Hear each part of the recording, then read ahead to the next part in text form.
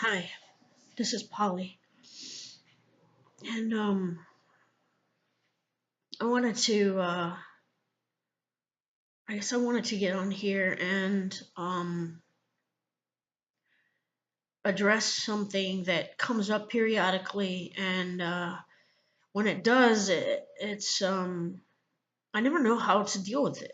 I it feels pointless because I think that I address it in pretty much every video in within the content of my videos, but it still comes up. People still comment on this periodically, not all the time.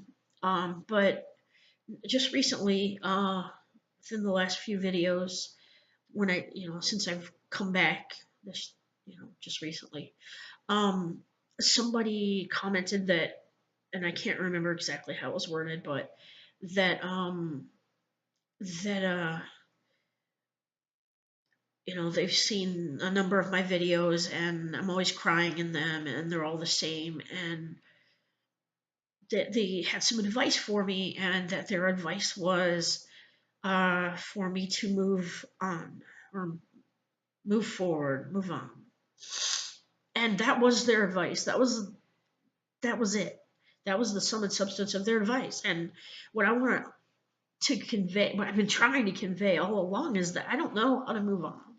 I want to move on. I would give anything to move on. I don't know how to move on. But if anybody out there knows how to move on, not just give me, I've tried everything I can think of. So if there's something that I have not thought of, I would be very much open to hearing it. Um, Sometimes I think when people say those, that they haven't paid very close attention, because um, I have been, crying and crying and crying on video after video after video, but I did take a year and a half out. And I did that because I fell into a state of,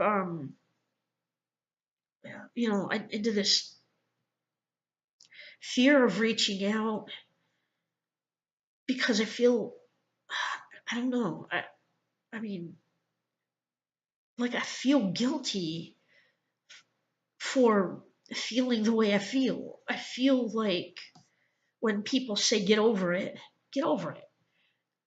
grow up, or, move on, or, just, I feel like I should be able to do that. Only I have no idea how to do that. I don't know how to do that. I feel like I've gotten stuck in this trap, and I've tried to get myself out of it, and I intend to keep trying to get myself out of it. But I don't know how to get myself out of it without help, and I can't find anybody who can help me, or if they can, who will. And I think that a lot of the problem there is the people who can help me, they won't take the time. They're not going to take the time on one person.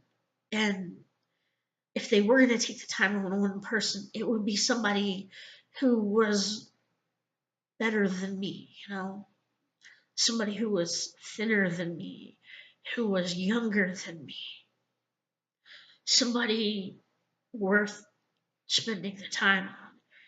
And so, I feel guilty getting on here and embarrassed getting on here and just crying. Although I do have a point for doing it, which I have several points actually. One of them is to plead for help and to hope that the right person will see the right video and be able to connect me up with somebody who can do something. And in the meantime, to have a support system, which I do not have in real life. I wish that I did. The support system that I did have, which was pretty meager, but I had a few friends from my days when I was fine. Um, I just feel like I know I'm shaking terribly, but I'm I'm just I had a big rant today, and I feel like I'm losing it. I feel like I'm losing it. I've had so many more blows, from reaching out, big ones, big time blows. Reaching out, things that I've been working toward for years have come crashing down, hoping for years. And really, I don't know how to move forward. I am trapped under my mother. And yeah, I talk about her a lot because she is the most influential person in my life, and really, she's the only person in my life. Uh, my friends kind of backed away from me because I'm so emotional, and they don't, I'm not the fun Polly that I was. Uh, and they can't understand. They don't understand. Nobody really understands. The closest I could get to anybody understanding is on here. The those of you who uh, who leave kind comments are my support system. You all are my support system, and I really treasure you guys.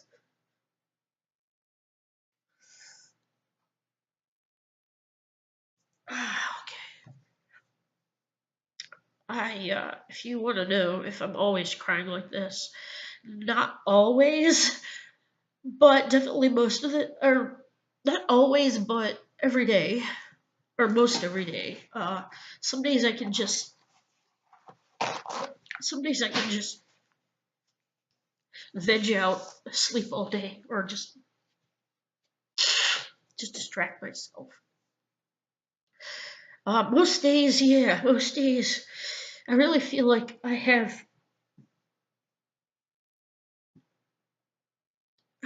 know I've been throwing around a lot of labels since I've been on here. And the reality is, I don't know what I have. Even the things that are diagnosed, I'm just so confused. I don't know what I have and don't have.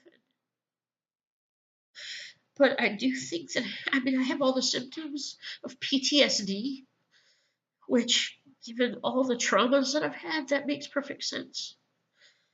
And even if I don't have it, I mean, even if I don't have it by definition, you know, by actual diagnosis, if even if I don't meet every single diagnostic criteria that would need to be met, basically that is what I have because I do. I mean, I'm functioning or not functioning and suffering like a person who has that.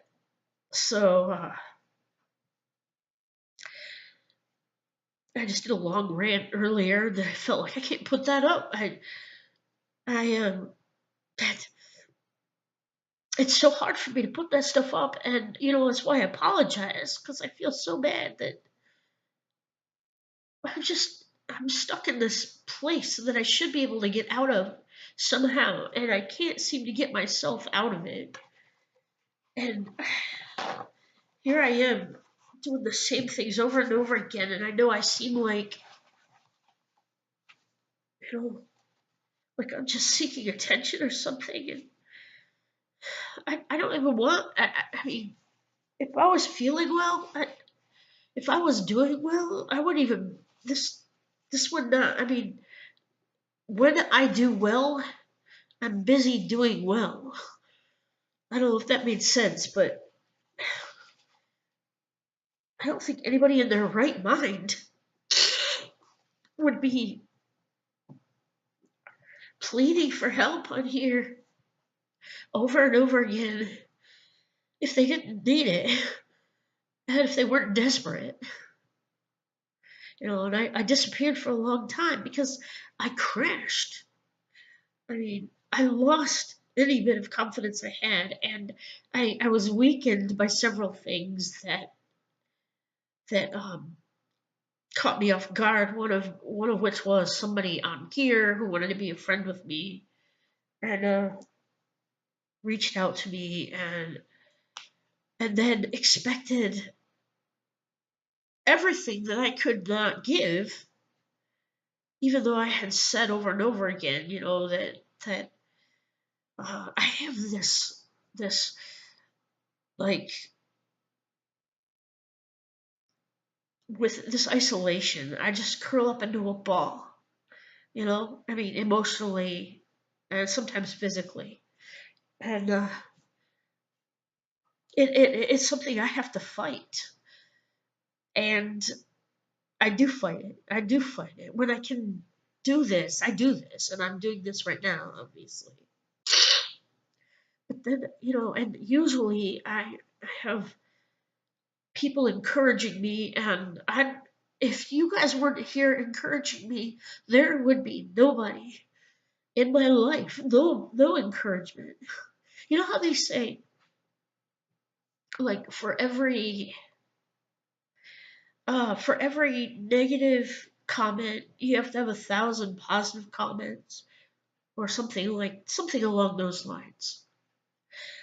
I have all the negative with almost no positive, and that can drive you crazy. I get negative input into me all the time, coming at me from everywhere. Uh, and almost in my real life, almost no positive ever. Uh, most of it's coming from my mother, who that's all negative.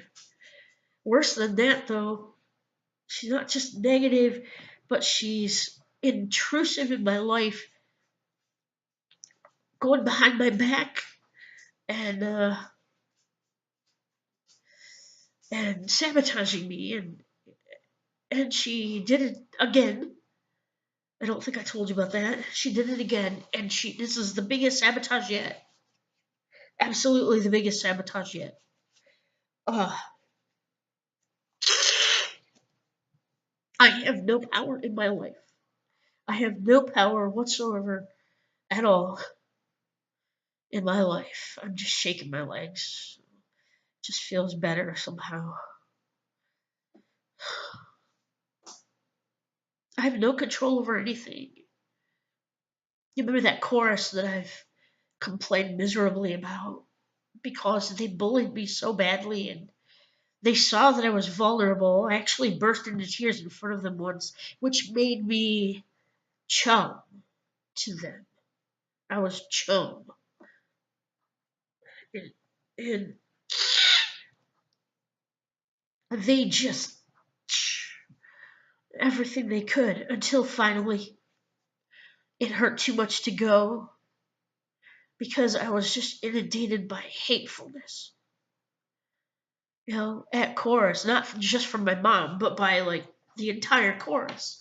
That's 30 members hating on me at once in one room. That's very stressful. And they turned everybody against me in that I tried to get help from. Uh, yeah, you know all that. I mean, I told you all that. And if you don't know about it, there's a bunch of stuff I've put up on that. That fight, that situation became like my nemesis. That what became the defining situation that I had to overcome because I couldn't live with that having ended and me never even having a chance to speak up and tell people the truth because so many lies were spread about me. So many lies were spread about me, and people, even though they know what that group is like, they still believe what they hear. And then they look at me and they won't speak to me, and I didn't even do anything to deserve it. Not right now, baby. I didn't even do anything to deserve it. I didn't do anything that I'm being accused of and that they're telling them about. And I can't even say, a lot of it I don't even know what they were told. Anyway, that became my whole focus was going to be how I was going to take back my power, and I was going to stand up for myself in that group and have a chance to say what I need to say, and also stand up for other victims of bullying at the same time, and not just within the organization, but in some general way, I really want to make an impact on bullying, and on striking word for the underdog, and so that had to be the thing. Everything in me, it's just that's still, it's absolutely, I cannot live with it having ended the way it ended. But it wasn't actually ended because I was still paying dues, but I was too fearful to go. I mean, who would want to go and be punished and hated on and whispered about? It was so awkward and intense and hurtful, and then then they were also mean to my face. And so I was still paying dues, but I was trying to figure out, I was trying to get strong enough and figure out a way that I could get out where they didn't win, because they always won whenever they tried. Well, they tried to. I mean, they did have trouble kicking me out because I was a dues paying member. They couldn't kick me out. If they kicked me out, then they would have owned me that much more. There's just so much a person can take. That situation came to represent everything in my life. And in fact, it was so similar dynamic wise to the relationships with my mom and my brother that it became like the surrogate situation, um, for me to conquer. It still is, but so my mom comes to pick me up. Well, I should say first,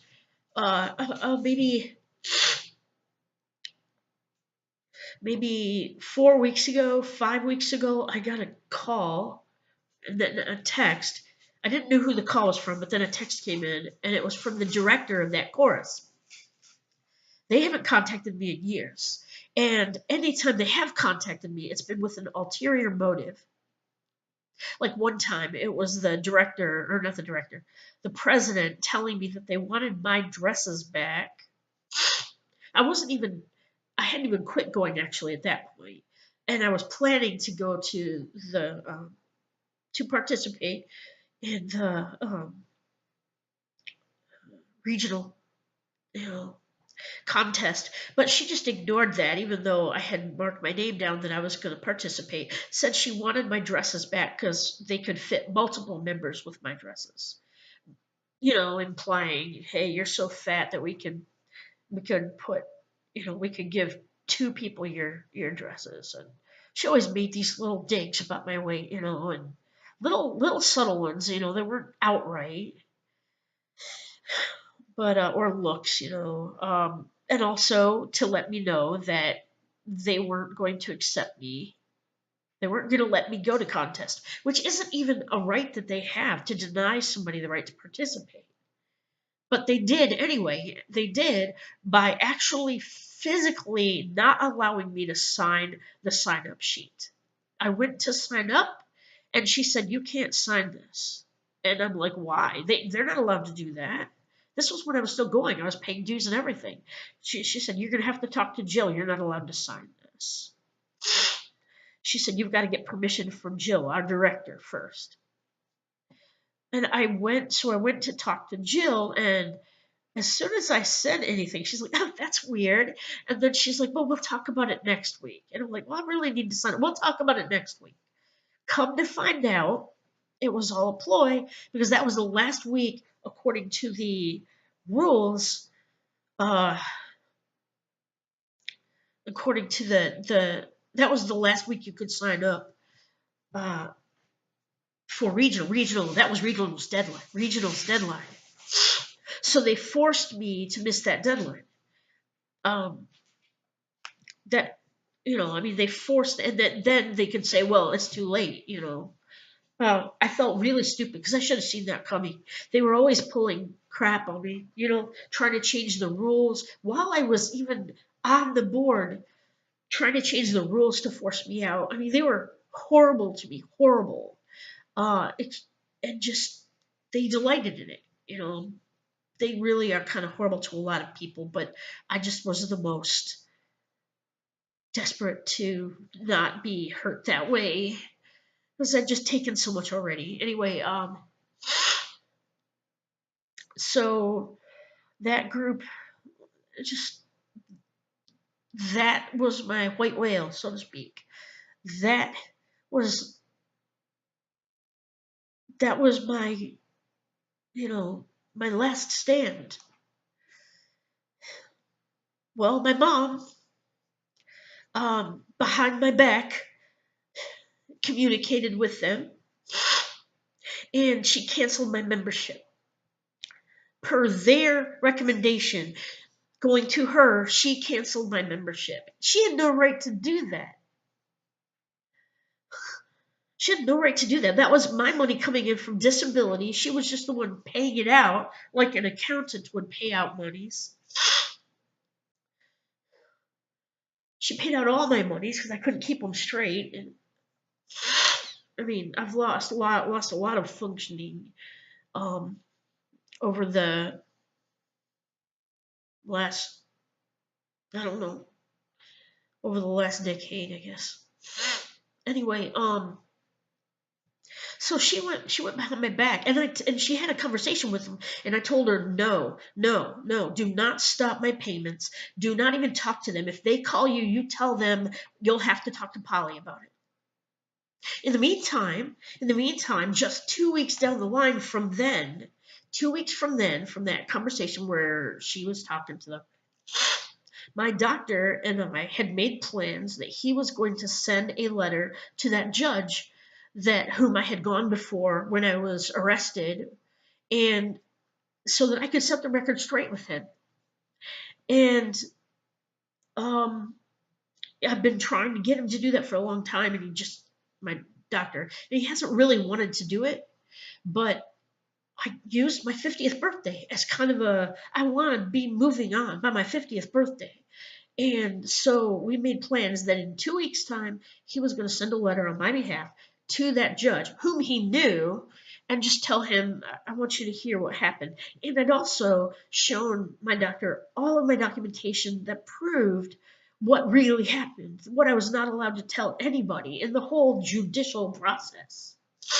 I wasn't allowed to tell anybody. I wasn't allowed to tell them that I was innocent. I wasn't allowed to prove that I was innocent, even though I had the proof and tried to show them the proof. I wasn't allowed to. Not even my lawyers. So, and then, I got that guardians because I have the neurological problems. I couldn't remember to call in every day. So I got that guardian, and her job through the courts, I got her appointed through the courts. Biggest mistake of my life. Biggest mistake of my life. But um, her job was to call me every single morning and remind me to call in. And she did, up until the day when she called. I was living in the AFC home that she locked me in.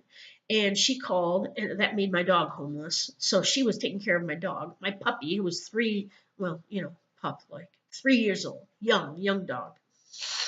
Until that day she called and said, "Tell Polly Ben's dead." Just that, 4 words. "Tell Polly Ben's dead."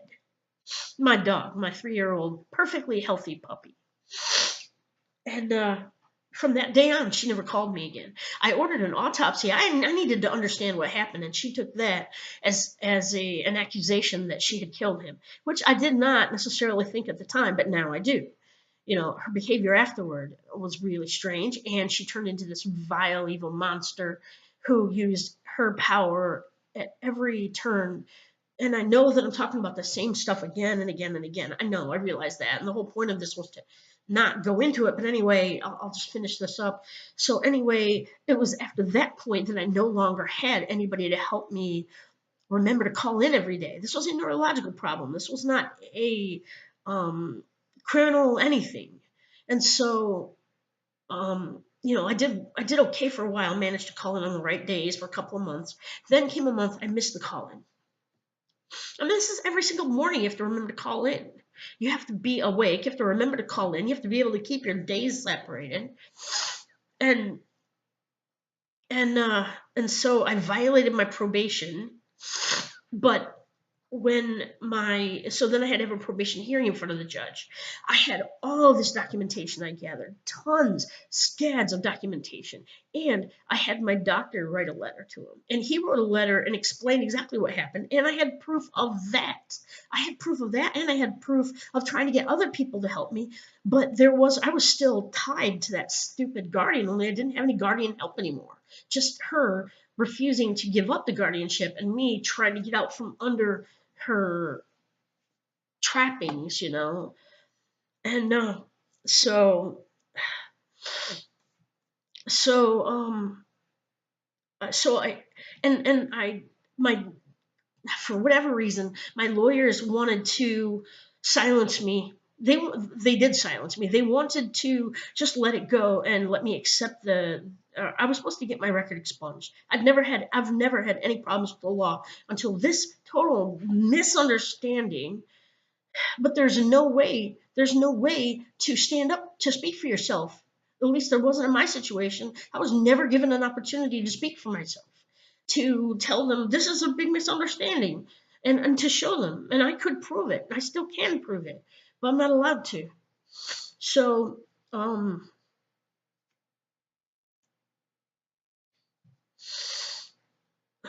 so anyway, they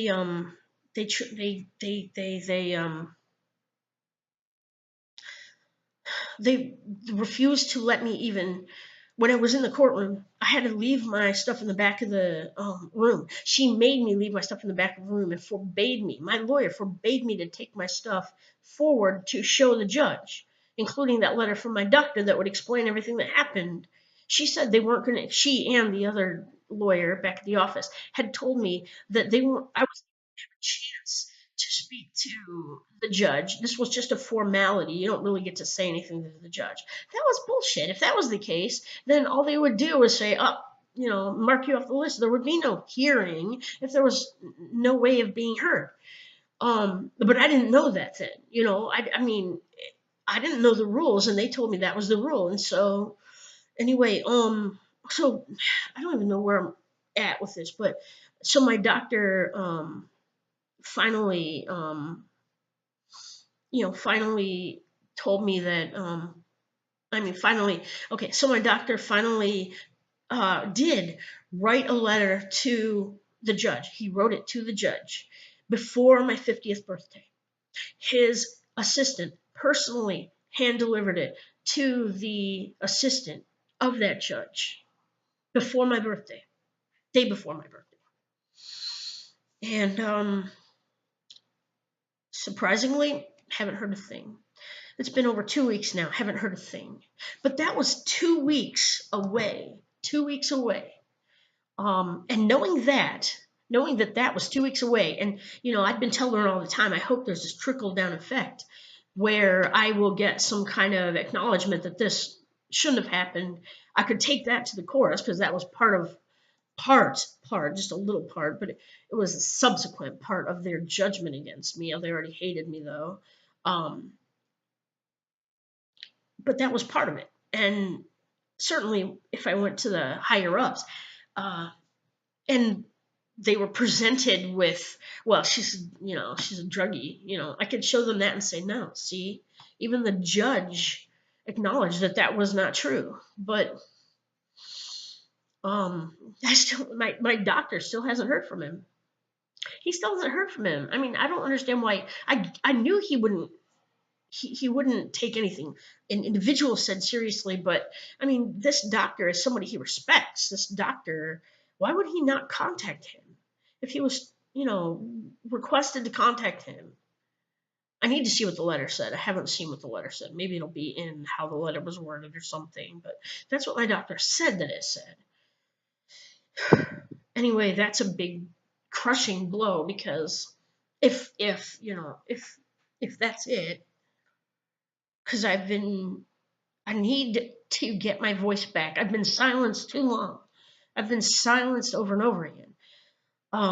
But knowing that was coming up in 2 weeks, my mom talked to, against my um, permission, absolutely going against what I said. She talked to them again, did exactly what I told her not to do. She had no business talking to them, no business talking to my chorus, my mom. But she did, and she negotiated, as in that. Well, I should say this: she sent that payment before, and instead of accepting it, they just refused to cash it. She sent the payment, and they refused to cash it. And for whatever reason, they picked 4 years after I hadn't even shown up, right? But they were getting money the whole time, and they weren't having to see me, so they were winning both ends, right? So I don't know why the sudden need to get me cleared from their books, because they were making a profit by bullying me away and yet keeping my dues. And I was just hoping to get strong enough and stay a member. Had to be a member in order to fight for members' rights, in order to have any platform to stand on. I gotta stop jiggling. I totally spazzed out earlier. Anyway, just it's like I can think better when I do that. Okay, where was I? Oh, I had, members' rights. As long as I was a member, I could fight to say, I haven't been able to go for 4 years because of the abuse, and I'm still a member. You have to deal with me. You have to deal with me, and I want my money back. Knowing that, my mom canceled. They called her again, and she just canceled. She canceled my membership. I'm 50, right? I'm 50 years old at this point, or maybe almost 50. And she cancels my membership that I signed up for. That should not be the case. She goes behind my back and she sabotages everything. And I can't control it because people let her. And I don't know a lot of times who she's doing it to. Then she tells me 10 days later. She doesn't even tell me right away. She tells me 10 days later, and she's like, well, I didn't want to tell you at first because I knew you'd get mad. As if my getting mad was somehow wrong.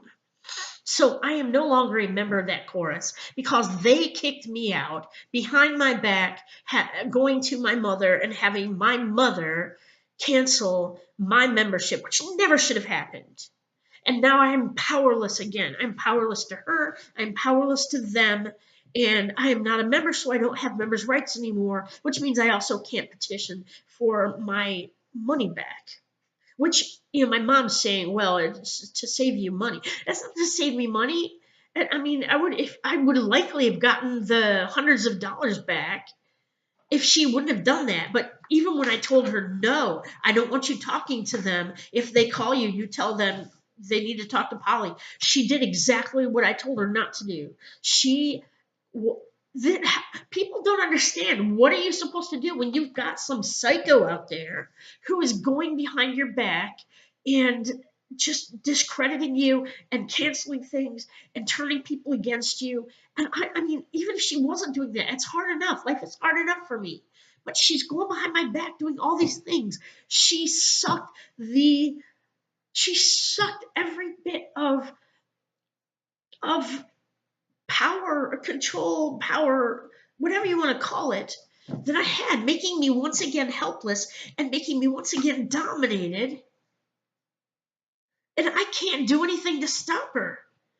She puts her, I got a new therapist, right? I'm fully expecting that if she hasn't called them and tried to turn them against me by now, and I warned them that she probably will. If she hasn't yet, she will. How am I supposed to get ahead when this woman is going behind me, making sure that I can't? She does everything she can to make sure that I'm dependent on her. And she does everything she can, this, for example, and then she'll say, she'll complain about money. Well, she's going to complain about, how much money I spent on that place. I didn't even go.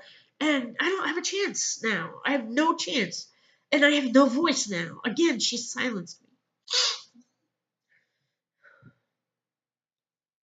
So, Okay, but back to my original comment, that my question, what am I supposed to do? How do I move on from this? Somebody tell me how, not just that I need to. That's like approaching somebody who has no legs and saying, you need to go for a walk. You need to get up right now and go for a walk. Okay, how? And that would still be simpler than this, honestly. Nothing, I mean, no on PC anything. But that there's a procedure for. Your doctor would send you to some place where you'd be fitted with prosthetics. When it comes to the murky world of emotional and physical, or I mean, emotional and psychiatric, psychological, mental, whatever, nobody, it's all kind of, that all kind of falls under behavioral. And they use that term, behavioral centers. And that is the worst term to call that, because behavioral implies intentional, you know, or knowingly, or somehow within your control, if nothing else. So, on the one hand, psychiatry medicates people for problems that are going on at the chemical level, right? But at the same time, they're accusing you, whether it's overtly or whether by trying to get you to change something about yourself, saying that you're doing something wrong.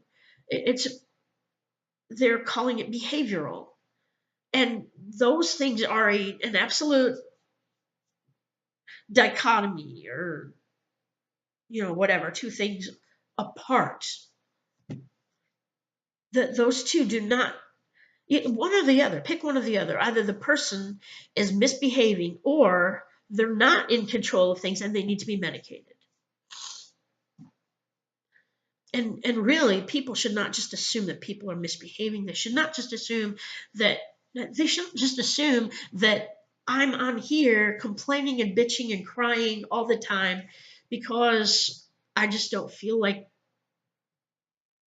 saying, hey, I think I should move on. I have tried to move on. I don't know how to move on. I would love for somebody to give me a real and functional way to move on, because I don't see one. All I see is, I can't do it alone, so I'm going to ask somebody for help. Only nobody can or will help me, and I can't. I think if I could find somebody who would listen to what I had, look at the documentation I have, but there's nobody to do that because that would take time. Even therapist that I have, this therapist that I got. She said, now I'm so busy during the week that if you have any problems throughout the week, you just call third level. And third level crisis. Yeah, I'm familiar. I've called third level crisis. There are local crisis and suicide hotline. And they hung up on me. They hung up on me. Now, the point I'm making is not to complain, oh, they hung up on me, they hung up on me. The point is, they are unsafe. They are unsafe because the people who run it are little local yokel, don't have any training. Oh my God, you've got an attitude. I'm not going to talk to you anymore. Go kill yourself. I mean, and you know what I did so wrong that this woman hung up on me? I said two words to her: thank you. Crying, because usually I'm crying. And I was crying with thankfulness, gratitude. And I said, thank you. And it went dead. The line went dead, and I didn't know at that point, what an awfully inconvenient time for the phone to go dead, especially on this call. I called back, and I'm like, what happened? And she said, I hung up. And I'm just like, I'm like, why? Why would you hang up on somebody? Why would you hang up on somebody who's traumatized and calling the suicide hotline? And then she said, because you said fuck you. And I said, no, I said thank you. How could you not get the interpretation? She thought I said fuck you, which makes no sense in the context. I mean, she just helped me, just told me something helpful, and I was tearfully saying thank you. I would absolutely encourage them to go back and look over that. But and then I talked to somebody else, and this was a different time, I think. I don't know. I have the recording of the second one. And I was talking to a person there, and she copped an attitude at one point. If you don't know what to say, and I never know what to say. I've been silenced a lot. I feel like anything I say is wrong. So when I call those places, I don't always know what to say.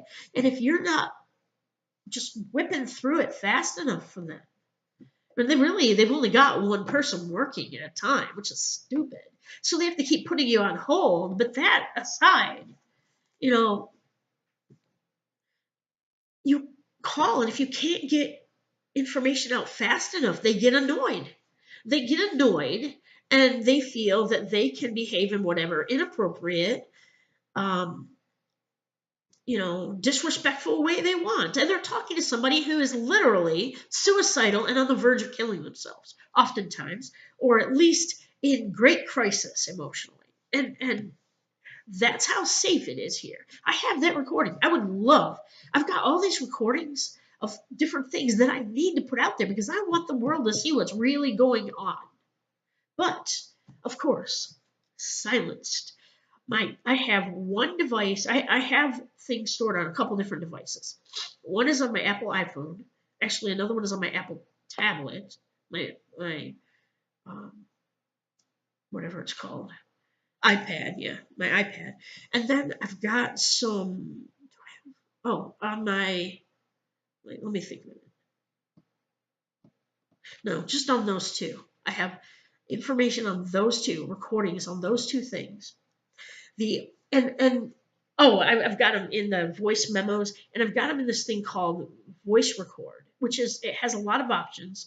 But the one option I cannot find when you have a long recording, which most of these are longer than the allotted time for just sending it, is I can't get it sent as a file to where anybody else can hear it or to where I can upload it.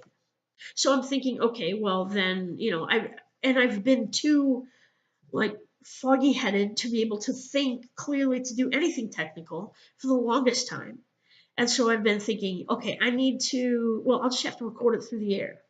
And I've got a device that I can use to record through the air that will give me a file that I can then pop into my computer and I can find it and I can bring it up and I can send it. Good, great. So a little voice recorder, it's a little Olympus, and it's not working. And I also don't have any speakers that are working other than these crappy ones that are on um, this HP and huge lit piece of crapper is what I call it. It's a huge lit piece of crapper. But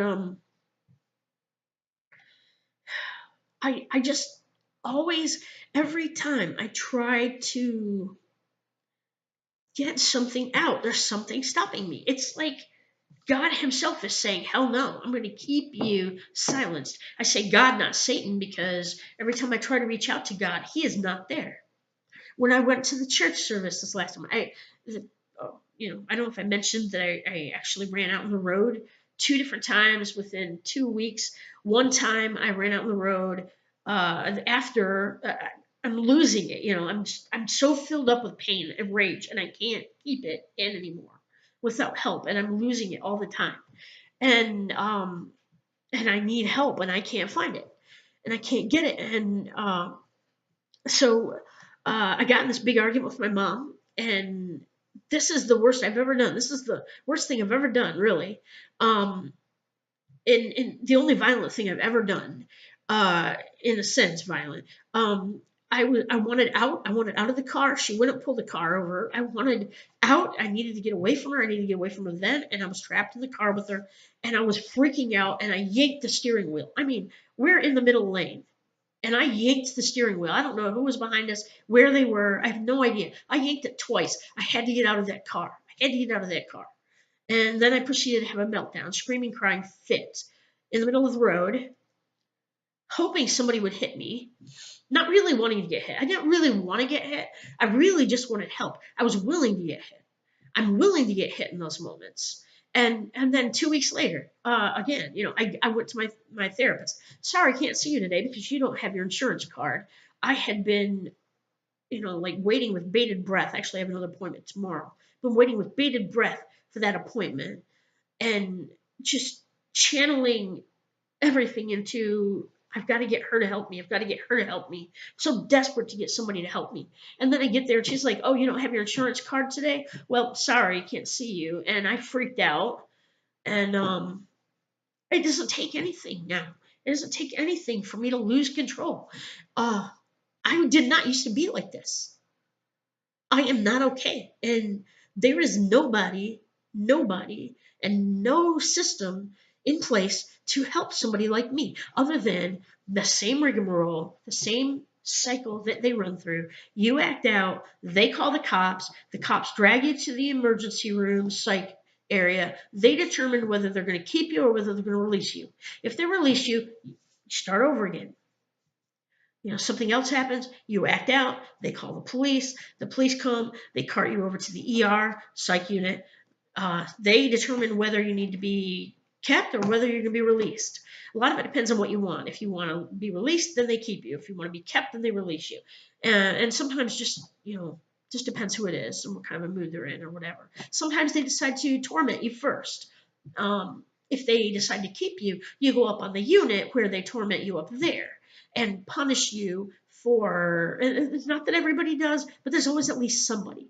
And it's like that thing, you can have 99 people being nice to you, but that one person is the one that's going to make you feel terrible. It's really not that nice, because if you had 99 nice people, you could blow the other one off. But it's like, a handful of people, and one or two of them are tormenting you. And they are, and they're treating you like you're a misbehaving person because you have emotional problems. And they'll drop their tray down and go, "Here you go. What do you want now? Do you really think this is a hotel?" This is how they talk to you. This is how they treat you.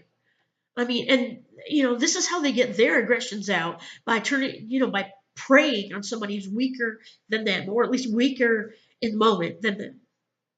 So you go there, you're made even worse off. You have additional medications thrown at you, psychotropic drugs that make your jaw spasm, open and shut, and you twitch, and you're just a fucking mess. And then you don't know, you've got so many medications in your system, you don't know what you're doing. They send you back home eventually. You get home, thank God you're out of there, and guess what? The next time you have a problem, you're right back at square one again. You go when you act out, and then the cops are called, and then the cops drag you over to the ER, the psych unit, and then they decide whether they need to keep you. You understand what I'm saying? There is no solution to this goddamn fucking problem.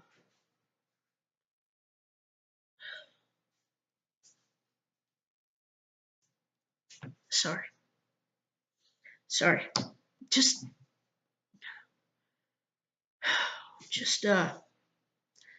I just can't keep it in. I just can't keep it in.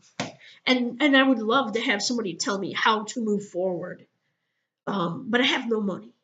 I have no way to hold a job right now. I have somebody actively working behind my back to destroy me and control me and keep me beaten down, and I have no support system except when I get on here, and I have to build up the strength to get on here, have the brain cells to be able to get on here, and I don't know what else. There was something else, but it requires memory apparently, and so you know I don't know what to do. I don't know where to go, who to turn to. I don't know that there's anybody. The only person I can think of, I'm looking for, Dr. Phil. Yeah, Dr. Phil. Dr. Phil, it would be uniquely qualified just because by the virtue of his program, he would take the time. He does deep dives. I know that. There may be other people in the world, but I don't know about them. I know when I go to places, they usually don't bother. So Dr. Phil is somebody I know about, and also it would have the benefit of exposing. I want the world so bad to understand that I am not what everybody thinks I am. I am not the horrible person. I was not the terrible child that everybody was led to believe that I am. I need them to understand what they see is an illusion. What they've been told is not true.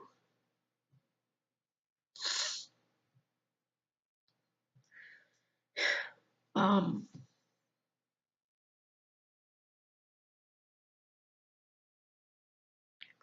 so there was one other thing, and now it eludes me. I yelled it out of myself.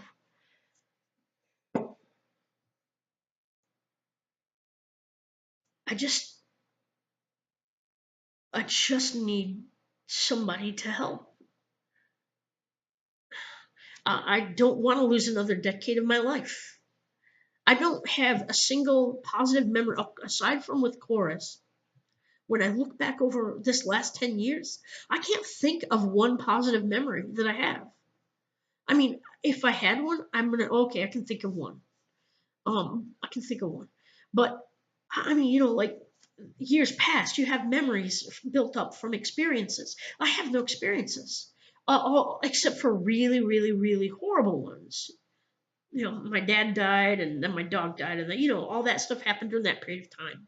That was different, though. That was grieving, but at the same time, it was only a year later I joined the chorus, and I was, while I was still grieving, I was also having a great time at chorus. I was well accepted, I was liked, and then all of a sudden, that day that I was assigned key listener, and that threatened the power of the president, then everything started crushing in on me. And of course, I could handle it more at first then, and then it's more and more and more and more and more and more and more and more. Nobody knows. Nobody can understand how negative everything has been for so long, how horrific everything has been for so long. There's so many things I actually haven't even talked about here because they just get buried under all the other waves of things that I have talked about on here.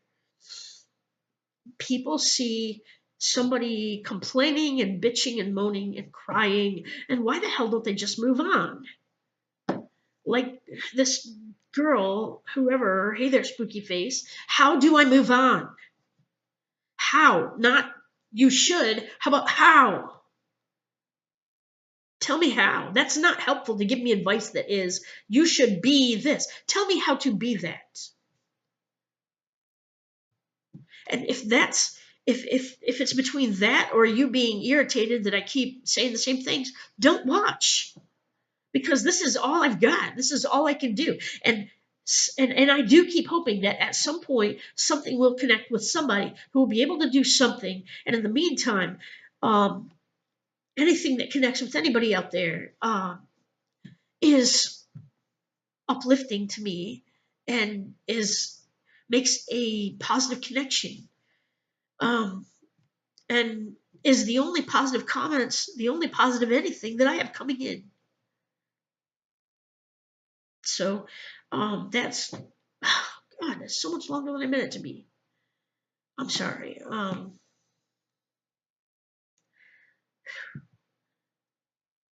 Yeah. All right. This was really supposed to be short. I had recorded another rant earlier, and that one was this long. In fact, it wasn't even this long. It was almost this long. And went off, and so then I just was like tremoring after that, and I walked the dogs today, and Miles was just so wild and pulling so hard, and I just there's this guy coming along, and he had this dog, and Miles wanted to run to that dog, and he was yanking my chain, literally, and I lost it. I totally had a freaking screaming, swearing fit right in front of that guy. I know everybody on the street thinks I'm crazy, and they're not far from wrong.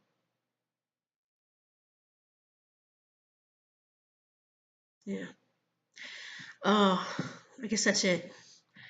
Um, but anybody has any actual advice on how to move forward, and not something that I've already done. Some people, there are, every once in a while I get advice from somebody that's like, you have to be the bigger person. You have to, when you're talking with your family, you have to give some too. And I'm like, did you not see all my videos where I talk about that?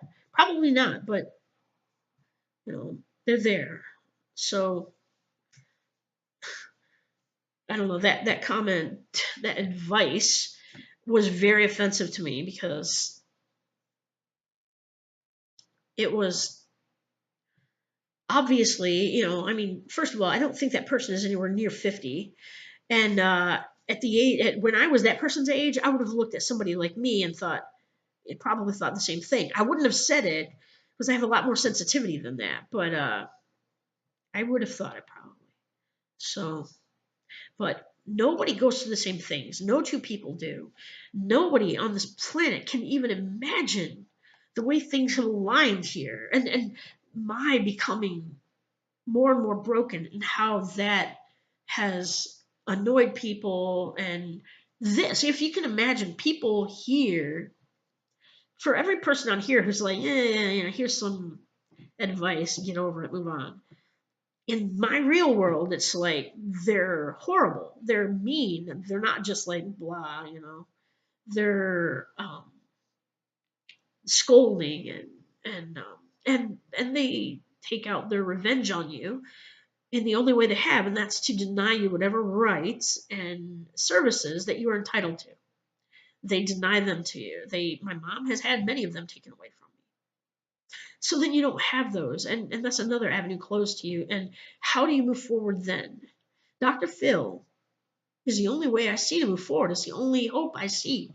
That, or being able to find some judge somewhere, some lawyer first, some lawyer, not judge, a lawyer somewhere who would be willing to help me fight for my rights. And that may be where I should have been looking all along. I did look there.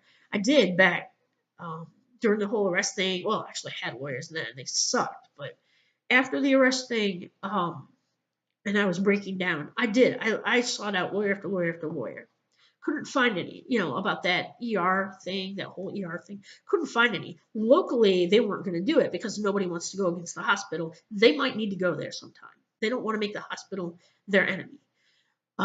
So I called the places that were not local, but I don't have any money. So I would have to, be a case where they got paid afterward. And anytime you're dealing, I guess, I'm just guessing. I don't know. I don't think I ever got a clear answer from any of them. But, and, eventually I broke down so much I couldn't call anymore. In fact, after that, I couldn't talk anymore. But, I mean, I could not speak. But I think, if it's psychological, if it's something that happened in the hospital ER, and they know they're going to hide it, they're not going to admit it, how are they going to prove it? That's my fear. So maybe I think that's what they're thinking. I don't know. I do have a lot of stuff I can prove, which nobody will listen to. I couldn't even get any of those lawyers to be willing to listen to that or read any of it. So I don't know. But that, either Dr. Phil, or I need to find a lawyer who will help me get my rights, and also help me find some kind of resolution to everything that's been going on. Shy of that, there is no way that I can see that I will ever be able to heal.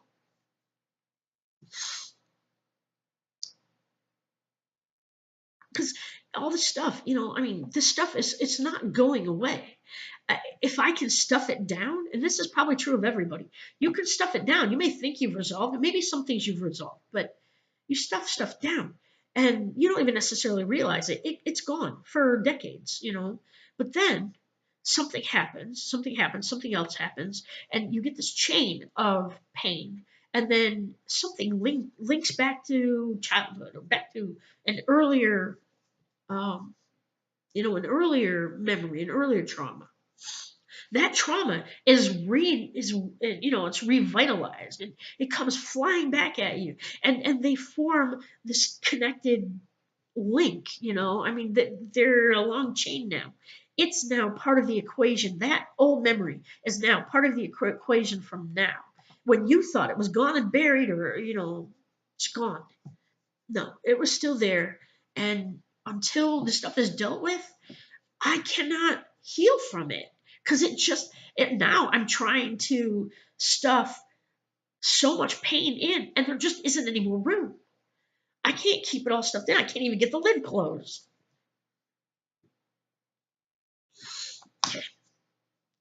Talk to you guys later. Thanks. Really, thank you.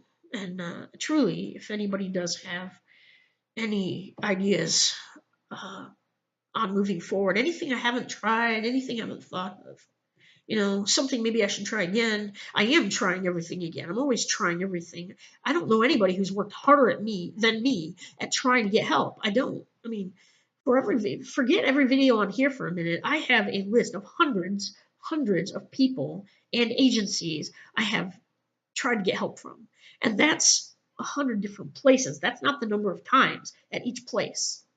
That's over 100. And I will continue to keep doing that as I can. But after enough time, what happened, like where I disappeared for a year, I broke down. I couldn't reach out anymore.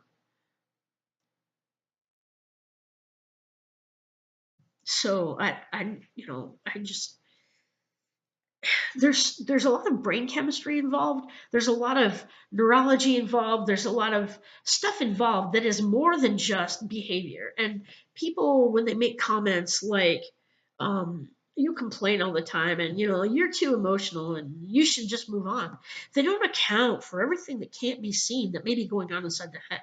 Like, I really do believe that I'm over medicated on all these psychotropic drugs, but I need help being able to unwind them, and I need help being able to unwind them. That's another thing Dr. Phil could help with. He helps people do that. He looks at their medications like, my God, how many different medications are you on? How many have you been on? That's ridiculous. He's very good about that. Like, they screw up your brain when they do that. I'm taking like 15 different medications. Okay, well, a few of them are seasonal, okay, like maybe 12, 13 medications.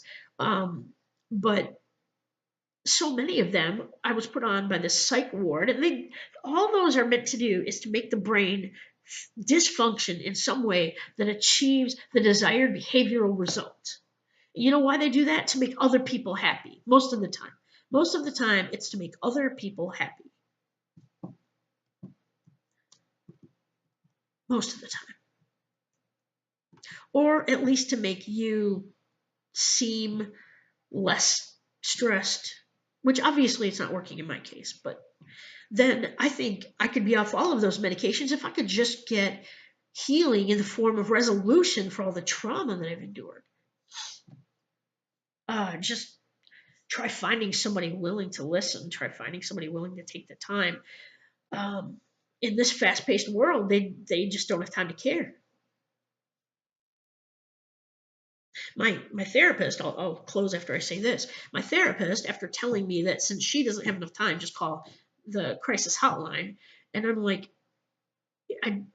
that's a very unsafe place for me, and I think for other people, it's a very unsafe place. My problem is there are a lot of places here in town, but they're unsafe. They're very emotionally unsafe. In fact, had I never gone to them in the first place, I would be a hell of a lot better off than I am now, a lot better. And so she's like, well, well, then I'd say contact your friends, your support system. And then she's like, oh, well, yeah, you don't have much of one. She says, well, you'll just have to be your own support system. Does that even make sense? Sorry, I'm trying not to upset the dogs. Sorry. Just, does that make sense? No. That's how stupid this is. So anyway, flying off the handle here. I've been going crazy all day. Just like that guy. I mean, just like cussing up a storm out there in the middle of the street. Out in the street, but not running in traffic this time. So that's a plus. Okay. So I'm gonna hopefully be back on again soon. I haven't been on for a while, and I haven't made any connections in a while. So there are a couple of things I do want to make. Just that I haven't yet, but that I do want to. So, and I will see you guys soon. I'm drawing. I've started drawing. You know what? This is really weird. I was always a good writer, but I could never draw worth a damn. I was relegated to the life of drawing stick figures, and I wasn't even good at those. They were stick figures that didn't even look like stick figures. And suddenly I can draw, and I'm pretty darn good at it, and I can't figure out why. I never could draw. I always wanted to draw. I've spent 50 years doodling, and I could never draw with a damn. And suddenly I'm drawing all this stuff, and I'm like, that's pretty darn good. So either I'm able to draw better now all of a sudden, or I'm just getting crazier. It could be that. But no, I actually am drawing better all of a sudden. It's weird. It's just clicking. Anyway, all right, all right. Bye. Thanks.